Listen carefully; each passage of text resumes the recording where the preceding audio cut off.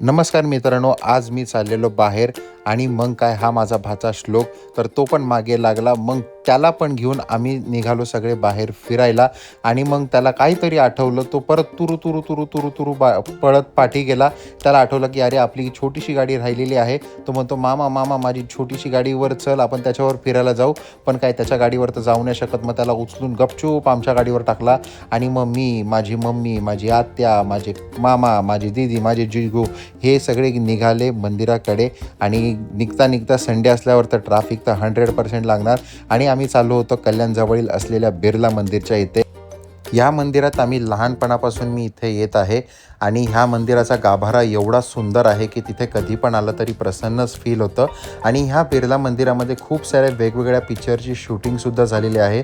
तुम्ही तेरे नाम वगैरे पिक्चर बघितलेला असेल तर त्याची शूटिंगसुद्धा ह्याच मंदिरात झालेली आहे. आणि हे आहेत श्री बिर्ला, तर त्यांनी हे विठ्ठल रखुमाईचं मंदिर बांधलेलं आहे. तर त्यांच्या नावावरून ह्याला बिर्ला मंदिर असं म्हटलं जातं.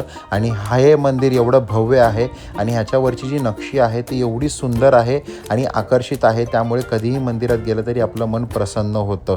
आणि हा आहे मंदिरातला आतला गाभारा. आणि हे आहे आपले विठ्ठल रखुमाईचं मंदिर.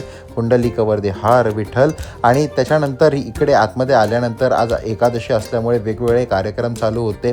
आणि तिथे हरिपाठ वगैरे सुद्धा चालू होता. तिथे आतमध्ये भुवनेश्वर मंदिर, गणपती मंदिर असे वेगवेगळे त्याच्या आतमध्ये मंदिर आहे. आणि खरंच हे मंदिर कसं बनलं असेल तर ते मी हमेशा विचार करत असतो. मग सुंदर प्रकारे हरिपाठ चालू झाला.